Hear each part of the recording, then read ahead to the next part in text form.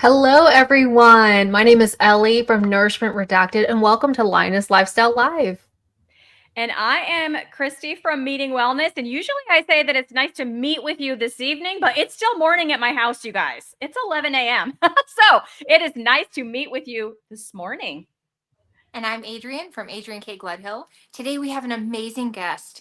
If you have any questions for her, please put QQQ or question in front of your comments so we can be sure to get it to her.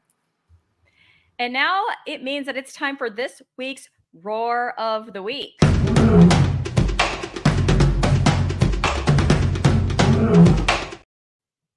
So our Roar of the Week from last show says, thank you for sharing. A suggestion to help with sleep is an Epsom salt bath. Magnesium soaks through the skin better than by mouth before bed, or just soak your feet in the tub or a bucket. And adding baking soda makes your skin silky soft. So thank you for the tip. I know magnesium baths is something Dr. Boz highly recommends as well. So I like a good Epsom salt soak. I don't know about you ladies, but I sure do.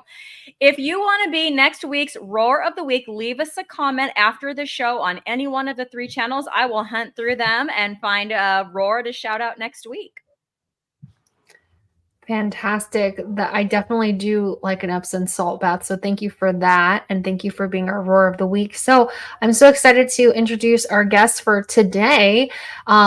We hope that you're going to give a big welcome to Afshan Hussain. She is an environmental health educator and founder of Pregnancy Safe Cosmetics. Her company has 2 main objectives: to raise awareness of ingredients in our beauty and personal care products, to how they can be toxic to pregnant women and newborn infant health.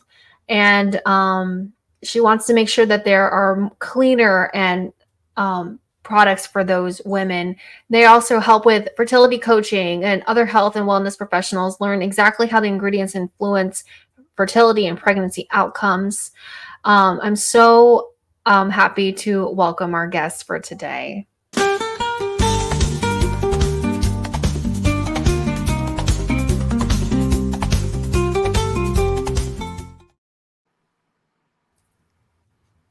Hi. How are you? Thank you so much for having me today. This is such an honor. Oh, we're so glad. Can you please tell us about yourself, your health journey, your business? We'd love to get to know you and share your story with our audience today. Sure. So my name is Afshan Hussain. I am the founder of Pregnancy Safe Cosmetics, and I started Pregnancy Safe Cosmetics basically in 2022. So it's a new company. And I started it in part because of my personal health journey, which led me to that, which I'm going to get into. But the other reason is because we are actually in a world crisis when it comes to fertility and longevity. And these are 2 big, these are 2 areas of health that are experiencing some seriously major crises. And just to give you a 30-second soundbite of statistics I'd like to throw out there just to make sure people understand how important it is. Blue Cross Blue Shield reported a 407% increase in Alzheimer's for people who were aged 30 to 44. 30 to 44, 407%. So this is crazy. And a lot of people are wondering why. So there are some theories, but there are 3 big theories. One of them is increase of infections, but the other 2 were more likely, because we've always had infections in the history of the human population, are food and toxins. And of course, the 2 are intertwined. And I'll talk about that during this hour as well. Infertility, sperm counts have been declining, as is testosterone, since 1971. It's at a rate that's like plummeting. Now they're predicting by 2045, average sperm count in America will be 0. For the average, like any person, any man. And then miscarriage rates, usually it's about 25% of all pregnancies end in miscarriage.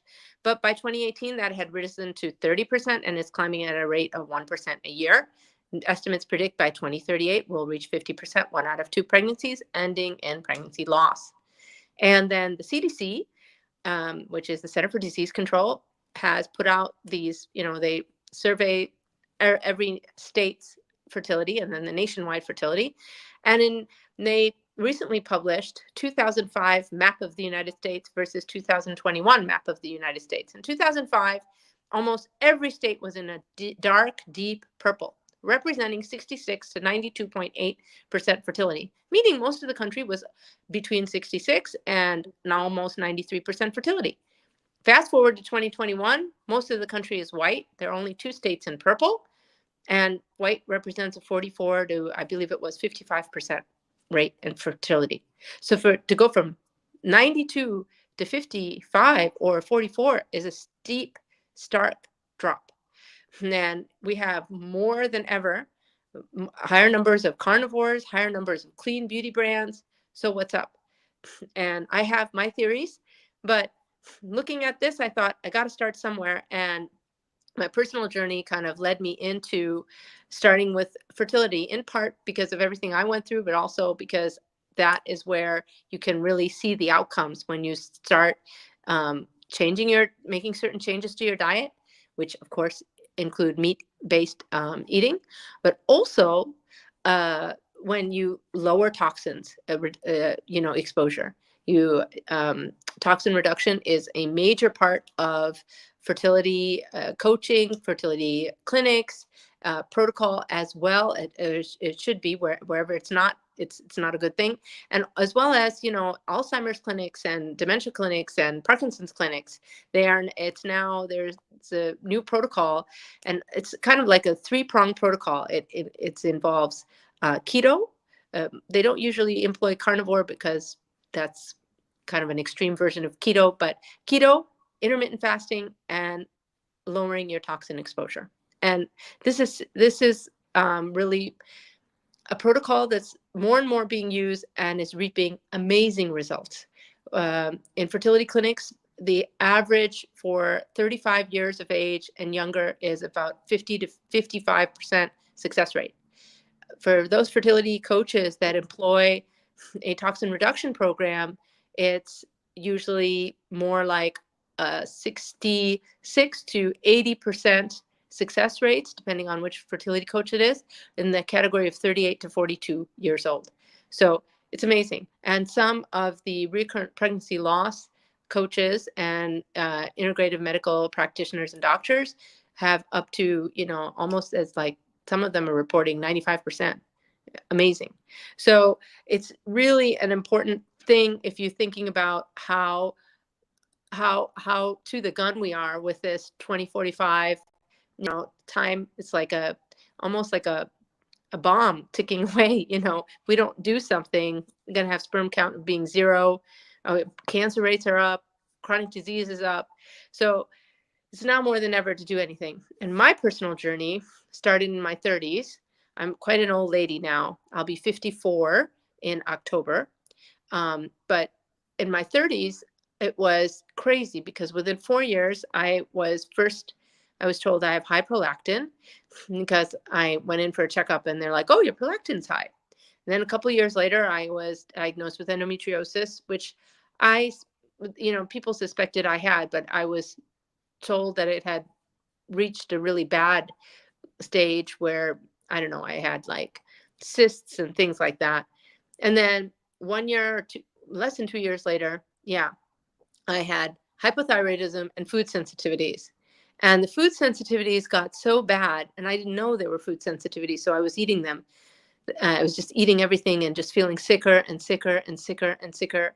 And I also didn't know I had hypothyroidism. So my weight went from 138 to 175 in the space of 6 months. Then I was in a wheelchair. I couldn't walk. I didn't know what was happening. They said, oh, it must be hypothyroidism. Let's get you on thyroid medication. Okay, that helped a little. I could walk. I got back down to 160. But every time I put something in my mouth, I felt sick. I felt like I couldn't cross I got to the point where I felt like I couldn't even walk across a room without feeling dizzy. And finally someone said, I think you have food sensitivities and you should get that checked out. And I thought, no, I have some neurological disease. So I went to see a highfalutin neurologist at UCSF Dr. Cohen, I believe it was his name. And he said, I think you have food sensitivities. Go see our migraine clinic.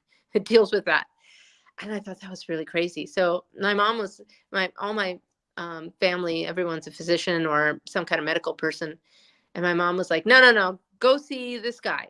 He's on Post Street, right across from UCSF. He's an allergist, immunologist. If you've got food sensitivities, it's autoimmune, it's allergy related, go see him. So he did a back scratch test on me, and out came this long list. Meanwhile, I was living between France and the United States. When I went back to France, I did a very different test. I did a test that was a blood test. They took my blood and tested 200 items, and out came a list. The two lists were exactly the same. And I thought, okay, this is it. So I'm allergic to dairy, eggs, soy, peas, lentils, citrus, chocolate, Coca-Cola. Let's see, like you name it. It went on, cloves, cumin. It just went on and on and on and on and on. And the one thing I could eat copious amounts of without worrying about was meat. I could eat any form of meat. It didn't bother me. And so, it was, for a while, it was meat with salt, maybe a little pepper, maybe a sprinkle of coriander, but almost everything bothered me. Then I started detoxing, and that was the beginning of my health journey, road back to health. I got to a point where I didn't own a microwave. I didn't own a toaster. I was cooking everything fresh from a farmer's market, no Teflon. Mostly meat based. And in this time, I didn't know what carnivore was. I didn't know what paleo was. I didn't know what Atkins were. I just did what my body told me. My body was screaming, don't put that in your mouth. I went to a farmer's market where everything was locally grown. I started buying more and more organic. I cleaned out all of my bath and beauty to being organic. And when here I am, I was 45 or 46 years old, got pregnant. I was told I would never get pregnant and got pregnant. And then I really wanted to just make sure that I used the minimum amount of product on my body, but wanted to help, keep my skin not, nourished. And I was using an essential oil mix by Clarins called Wheel Tonic. And if you go on Instagram, you'll see that they have these pregnant women rubbing it all over their belly. So I did it too. Every shower which was every day or every other day, I'd rub it head to toe. And I got put in the hospital, and I was 30 weeks pregnant. And I had that thing, put it on, my Wheel Tonic, which is like yay big, it's pure essential oils. And I put it on the little sink area in my room when I was pregnant. And the doctor came in and said, "What's that?" And I said, "It's just," and he's like, "Is that essential oils?" And I said, "Yes." I said, "It smells like heaven. Want to smell it?" And he's like, "You shouldn't be using that when you're pregnant." The doctor was Spanish. And I just was like, note to myself, I wonder what this is all about. And when I, got done with giving birth, my daughter was born 2.2 pounds, 8 ounces at 30 weeks. It was an incredible journey, like a very emotional journey, watching her, so small, 2 pounds, 8 ounces, 1 kilo for anyone who's watching, who's in a kilo country. And she lost the 8 ounces. And just, right next to her, born in 30 weeks, were like 5-pound babies who weren't making it. They were having their heart drop and like they're throwing up and couldn't keep anything. She was fed intravenously. I think about a month later, she was finally fed like milk. It was intense. I spent every night at the hospital. It was a very intense journey. I brought her home and I didn't make enough milk, but then I tried formula, but that wasn't working because she was too small to poop. So they would have to put enemas into her every other day to get her to poop. And she was screaming because she was in agony. And I was just beside myself. I didn't know how to deal with this. And I had to get breast milk. So I found an organization on Facebook, Human Milk for Human Babies, that paired up underproducing moms with overproducing moms. And I had a world of female support. thank God for my baby. Still makes me like a little choked up. And all these wonderful women came together and helped my child thrive. And she made it, and now she's wonderful, happy, almost 7-year-old. She'll be turning 7 on July 13th. But along the way, I started working at some point for a beauty brand consulting firm, and started learning even more about toxins and about the way the beauty industry looks at what is clean, what is safe, and the way the Europe looks at it versus America. There are 2,500 ingredients banned in the European Union, cosmetic ingredients, not talking anything else, just cosmetics. And there are 11 banned in America. Most beauty brands look at safety assessments. They don't look at what something does in the body. And if someone who's outside of the beauty industry comes out and says, this is fetal toxic, this is embryo toxic, you can say it in a study, that's fine. But if you are quoting a study and saying that this ingredient is fetal toxic and embryo toxic, and this brand has those things, the brand will come after you. And it's very hard to really, for any major company to really feel comfortable saying that. And even EWG Verified is very careful with that. They'll rate an ingredient, 2 to 8, and you're like, 10 being really bad and 1 being really good. Is it a 2 or is it an 8? And so it's a lot of confusion for people out there. And and I feel like the situation is it's tough for a consumer that wants to protect their fertility, their pregnancy, their newborn infant health, and later their longevity, their ability to look beautiful and feel good when they're going through perimenopause and then menopause and then old age in their 70s. And it's intimately linked with beauty and personal care, with all these toxins. There was a new study that just came out this year where 1,500 women in China were taken. And I say China because in China, they don't have a culture of like safe products. And a lot of people just use, standard conventional products. And all these 1,500 women were under the age of 35. The average age was 30. And they broke them up into different groups. Women who used cosmetics or personal care products twice a week, women who use them 3 to 7 times a week, and the others that 7 or 14 times. 14 times just means you wash your face in the morning, wash your face at night. That's it.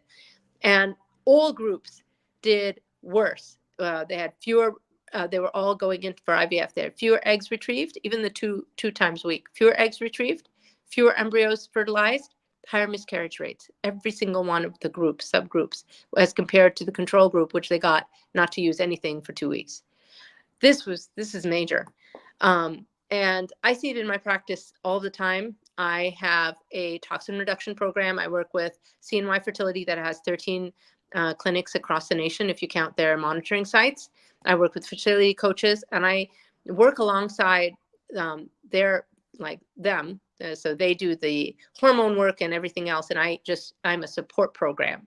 And I look at all 5 areas of toxin exposure. That's beauty and bath, food and water, the clothing you wear, because believe it or not, your Nikes and your Adidas sportswear and your Lululemon leggings have 42 times the limit of BPA, which is bad for sperm. It's bad for eggs. It's bad for embryo implantation. It's bad for PCOS. It's bad for neurodegenerative diseases, like it puts you on the path of neurodegenerative disease. It's bad for cancer. It's bad for everything. But they have 42 times the allowable limit in them. They've been tested and found out for that. So I look at clothing. I look at contact items in your food and office environment, and household cleaning supplies. And we look at each area step by step, and we reduce toxin exposure. I'll look at what everyone's using, and I'll tell them, nope, forget that. Yes, this, got to change that, and we'll get you there. And then once the toxins are reduced, that's like turning off the flamethrower. Now you've got to burn still from where the flamethrower was burning your arm, and you've got to put something on to heal it. So then we look at healing modalities, or what can we do to heal it? Is there a treatment? Is there some kind of supplement? what can we do to heal it? And, you know, there are, depending on what you're dealing with, there are many things you can rely on, call on to heal the body and help it get back its fertility.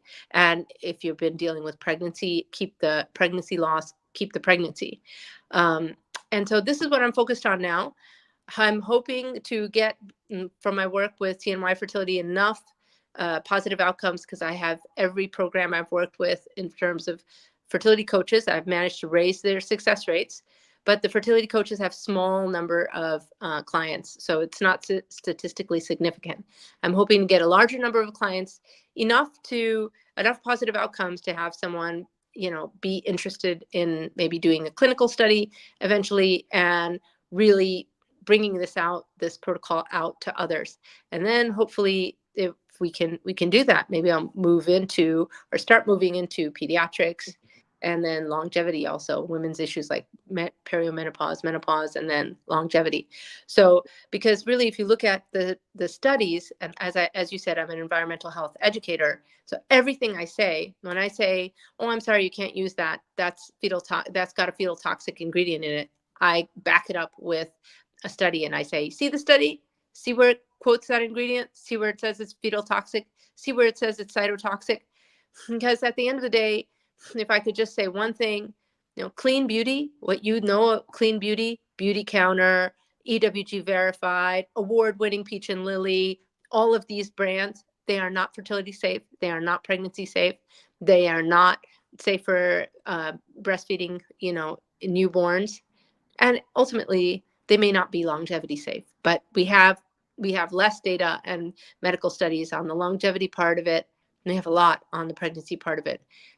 Because that's something, you know, you take a pregnant mouse, you dose them with something, and then the outcome is you know, stillborn, you know, it's not safe. So it's easier to test on animals, and we have a lot of evidence. We have over 50 years of research, actually, on what we know is not good. So, okay, that was my kind of introduction. No, you have such a great story. I'm curious to know, after you, because you said you just came to like basically eating carnivore, not because you knew about carnivore, but just because of all your allergy testing and realizing all my body can tolerate is meat. After that you did that, did you notice any more like health improvements? And then I was looking the best I was ever. I would drop to 118 pounds. I have pictures of myself before and after. I mean, you would think that I was 46 when I had my daughter, and I walked into that hospital and everyone was thinking I was 20. I looked amazing. I was 118 pounds. You know, when I got pregnant, then I lost some because I was throwing up, but, you know, it went down to 114. But I had her and I was like, I don't know, 128 or something. You know, it was, and all of my, and that's the other thing, like my triglycerides and my CBC and all my panels were perfect. No one complained. My cholesterol was low. Oh, but let me give you a tip. Here's a tip. You got high cholesterol and you're worried about carnivore? Let me tell you how to do it. Bison. Bison meat has the lowest cholesterol. It is red meat. It will give you everything a steak will, because it's red meat. It's cow. It's like a form of bison is related to the cow family. But it has the only animal with lower cholesterol is rabbit. It has lower cholesterol than salmon. So eat all the bison you want. I love bison. I eat bison morning, noon, and night if I thought that eating it 3 times a day was good. Try to eat less, but So now that you've worked on healing, are you able to, well, and could you tell us a little bit more about that? I currently am going through chronic inflammatory response syndrome. I'm doing the SIRS, or the Shoemaker protocol, and I can't eat any plants. They make me so sick. And I'm wondering if, you know, one day I heal all this, healing takes time. Are you able to add plants back in now? So one thing you have to understand is I got pregnant. So when you get pregnant, it heals you for 2 reasons. First, in order to get pregnant, your immune system has to have calmed down enough.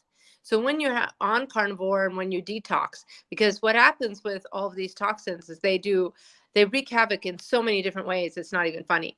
They're endocrine disrupting, so they mess up all your hormones, and your hormones are the building blocks of everything else. Your immune system is built on your hormones. So think of it as a house of cards. Your immune system is up here, and the pillars that holding up the house of cards are your hormones. The minute your hormones go out of the whack, all of their immune system goes out of whack. Every, your T cells and all your inflammatory markers, which are inflammation, when it comes in, and an autoimmune reaction is an inflammatory reaction. It's a reaction of inflammation. So almost every, whether you're talking about endometriosis or rheumatoid arthritis or any kind of autoimmune issue, it's intimately linked with inflammation. Wherever there's autoimmune, there is inflammation. So it just wreaks havoc on everything. So if you can manage to lower the toxin exposure to a point when also with your eating, to a point where you could get pregnant, then magic happens, because the baby's blood runs through your blood, and baby's blood is made of stem cells, and it reboots everything. I got out of there throughout my pregnancy. I continued to eat the way I ate before, because I thought, well, I'm allergic to everything. I can't possibly put anything in my mouth. As soon as she was born, I was breastfeeding. A new thing started happening. I started getting covered in hives. And I thought, oh God, it must be a new thing I'm allergic to now. It's giving me hives.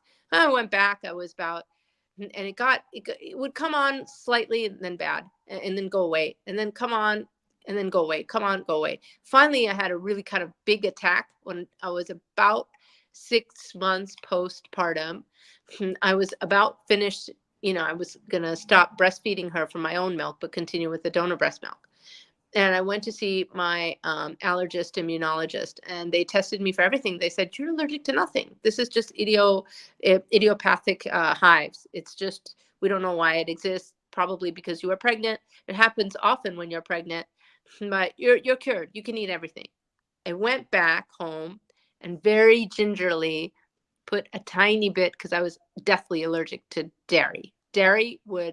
I would walk around with 20 grams of prednisone in my pocket, because if I accidentally ate dairy, I couldn't breathe. And mind you, and I say accidentally, I mean, I was also allergic to seed oils. I mean, any seed oil except olive oil. So I just, with like grapeseed oil, canola, what was it? Like all these other seed oil, soybean oil. And I went to my uncle's house one day, and I said, is that thing cooked in olive oil? And he's like, yeah, here's the olive oil bottle. And then I was like, oh, great. And it was some kind of dish, and I think it was some kind of meat ragu, and I had it, and I was like, I had a reaction. I grabbed the bottle, because everything else was meat, looked at it, and it was a mix. And so, it's not psychological. It's like real, because a lot of people are like, it's just in your mind. You're allergic. You're not allergic. I'm like, no, I had the test results to prove it. I got the reactions to prove it. I am. But, that's the one thing. Stem cells are possibly, something to look into. Getting pregnant is something to look into. Let me ask you a question. Are you thinking of getting pregnant in your reproductive years? I have 4 babies. Or babies? And I've actually been sick since I gave birth to the last one. That's when it's been like a point of no return. They say sometimes 3, 4 babies, it's just very nutrient expensive. And so I've been really struggling. But I have one more layer of question for you, which is, if it's so healing, how come with every single baby I've never had milk? And I later afterwards, that's when I finally got tested and found out, well, I have all these autoimmune things going on, because I have all the supplements, I have all the foods, I have all the rest. I hired a doula. I birthed my last baby at home. We stayed naked skin to skin for 6 weeks to make everything work naturally, and still no milk. Okay, so did you get your like thyroid tested, your autoimmune panel? Did you get all that tested? Mm-hmm. Yeah, so I have Hashimoto's, and yes. I have long haulers, and inflammation and. So that's why you don't have milk, because I didn't have any milk and I have hypothyroidism. The thyroid tanks the milk production, and there's very little you can do about it. I know a lot. I'm sorry you deal with that. Do you have endometriosis by any chance? I have no idea. That's one thing I've never been tested for. And when you say it's because people with endometriosis and hypothyroidism, they can get pregnant, but they usually have mast cell activation syndrome. So is that something you got diagnosed with or are being treated for? I've never been diagnosed with that, but I'm very symptomatic. So that could be something you're going, that is happening to you. You know what my program does, I like to explain it as toxin reduction, but actually it's much more complicated than that, because when you look at these toxins, you know, it's not just the fact that they are like there in your environment and in your body. Each toxin does something to a natural process in your body that then kicks off you down this path.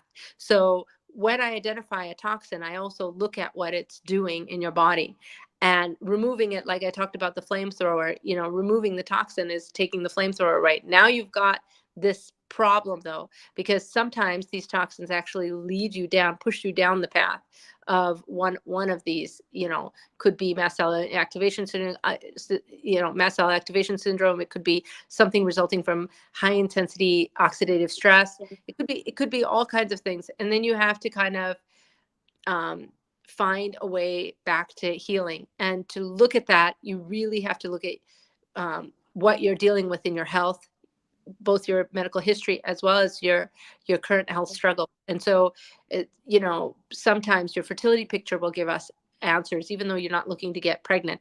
Sometimes your other aspects of it will give us answers. So our toxin reduction program, traditionally, it's a support program with usually integrative practitioner, integrative medical practitioner. Now, I'm doing it now with CNY, and it'll be really interesting to see what comes of it. But I would suggest contact me, throw me a DM, we'll talk, and I'll see, because the other thing about my toxin reduction program, I would strongly suggest you reduce your toxins. We have a set price for it, and then we deduct almost like all of it, maybe 2/3 of it, by giving you the chance to buy from our shop. We are trying to get to a point where we can provide you safer options that exist today in America, because we make all our products in Europe where 2,500 ingredients are banned, where EcoCert certifies and verifies the ingredients. It's made from a manufacturer that's EcoCert certified. And in Europe, the manufacturers are held liable, not the brand. In America, it's the brand. So when you go to a manufacturer and you say, can you make me a clean beauty product? And they give you the formula and you okay it, and then you want to do this or you want to do that, they're like, no, we're not doing it for you. Go away. And they are kind of your boss. Even though you're paying them, they will only do and abide by what's legal and what the EcoCert certifier allows them to do. So it's really a high level of safety and security. And on top of it, I hand check every single ingredient in the formula against multiple databases, medical databases, and the Campaign for Safe Cosmetics, and a bunch of other health organizations for safety. So we don't have that many products. We only have 6, because believe it or not, my formulators gave me so many possibilities. And I was like, nope, because there are so many organic. Everything I make is, there's one product that's 98% plant-based, another that's 99%, and everything else is 100% plant-based. There are no parabens, no synthetic fragrances, no sulfites, no phthalates, no nothing you can imagine. But there are still a lot of organic and natural ingredients that I am against, that are considered clean beauty ingredients, that will be rated a number 1 on EWG verified. And I think they'll change later, because in 2021, before I started, when I was researching this project, I looked at like orange peel oil, for example, and eugenol, and I saw the studies and I was like, this is not good at all. And I looked it up on EWG verified, and they were saying that it's a 1 or a 2 or 3. And I was emailing them. I was like, why are you saying this is a 1 or 2 ingredient? This should be an 8. This should be a 6. No, read your research. And you know that all of the beauty counter people sit on at the board of EWG Verified. And I was like, you guys are in cahoots with beauty counter. Stop. I was mad at them. I was like writing these emails. I'm sure I'm not the only one. And now if you go to EWG Verified, you type in those same ingredients, they're like a 6 and an 8 on a 10-point scale. So, you know, I think it's just a matter of time, because a lot of these organizations, like I said earlier, they don't want to come out and say that a thing is a thing unless they have enough, you know, like they have more than 5 or 10 or 25. They don't want 5 or 10 years. They want like 25 years of studies on something, you know, and that's tough, because when it comes to these organic substances, we don't, you know, up until recently, talc was just fine. And now look, you know, Johnson & Johnson talc powder causes asbestos related cancer. And, you know, it's $1 billion lawsuit. And now, you know, you see talc, you stay away from it, because the asbestos cannot be taken away from that talc, and it's a natural ingredient. So, and same thing to titanium dioxide. Titanium dioxide is on your lipsticks and on your eyeshadows, but it comes in 3 types of 3 types. It comes in as a food additive, a nanoparticle, and a pigment grade. The food additive is cancerous, causes cancer. It's banned in the EU.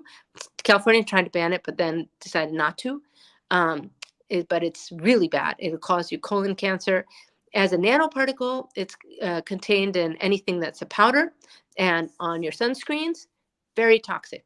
Found in the placenta, found in the meconian poop of newborns.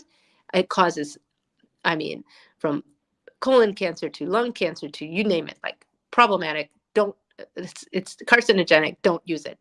Grade, the pigment grade is supposed to be not penetrating enough to get into the bloodstream, but they don't test it on the lips or the eyes, where the skin is very thin. Most of that type of titanium dioxide is found in lipstick and eyeshadows. So I have a problem with it. If it's in a hand and body wash, it's fine. It's not gonna go to your bloodstream, and you're gonna wash it off. If it's in the wash off product, fine, as long as it's not a face wash.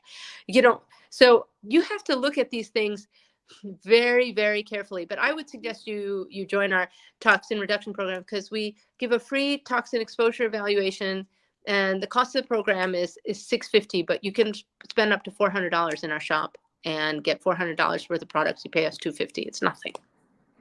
So it's really nothing. It's well worth it. And a lot of our products are made for every age, but because I'm older and I use only my products, you know, because I'm very sensitive. My skin is very sensitive, and I have a very sensitive health. So I don't want anything toxic on me.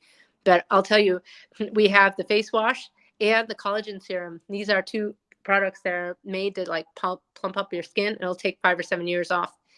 Now, I don't have any like laugh lines, and it's pretty amazing. So if you're older, get those. That sounds fantastic. Adrian showing us her lines. Gonna sign up for that right now. Yeah. Oh, you will be amazed. I mean, I started using it. I remember when they sent me the sample, I was like, oh my God. And then they sent me all the serum. It's like those 2 products are amazing. Yeah, we have bundles. We have a fertility bundle. We have a face bundle, and you know, but most of them they're all shipped from Europe straight to you. So you know, it's and they're small batch production. That's what people don't understand. People come to me and they're like, oh, but I get my stuff from Walmart and Target, and they're so much less expensive. And I'm like, okay, so the reason why they're so much less expensive is because they have toxic preservatives, because Walmart will order 100,000 or 200,000 units, and the brand has to pay for the production and the shipping upfront. Walmart sells it on a consignment, and if they don't sell it, they have to ship it back to you. Because they're ordering 100, 200,000, the price drops to maybe $1 or $2. Walmart and Sephora and all these people, they take about 60% off the sale register price. So if it sells for $10, Walmart will take $6. So will Sephora, so will Walgreens, so will Target, and the brand will get $4. And from that $4, they'll have to pay for everything. So they end up, and they can only get it for $1 or $2 because they're ordering 100,000. A small boutique brand like me, I don't have 100,000. I don't have 100,000 worth at them. Like I'm like 100 units, 200 units. That's about it. That's what I can afford. So the price goes up. The price goes up beyond retail prices that you find at Target. So, and then you got to add the shipping, which is expensive. When someone orders from me, it's $24 to ship one bottle to the US. So that's just the shipping price. So I bundle the products, which is a little bit more expensive, but it's okay for women who are trying to conceive or are on a health journey. They want, they don't just want face wash. They want it all. They want the clean shampoo and clean conditioner and all of that. And we're working with, I'm going to have the Wellness products. Wellness is a great brand, guys. Shampoo, conditioner, toothpaste, and deodorant. I will end up being a reseller for them because they're a great doctor run brand. And I like their products more than the others. But yeah, anything you have, if you want us to tell you if your products are safe or not, just join our toxin reduction program. I'll check them out. I'll tell you if it's good or not. Could you say one more time, Wellness what, so we can put it in the description? Wellness, WELLNESSE. It's got an E. And so they have a restorative shampoo. That's the one I like. Is restorative shampoo and conditioner. They have a it's the unscented version of the deodorant. That's okay. And then they've got just regular toothpaste, which is okay.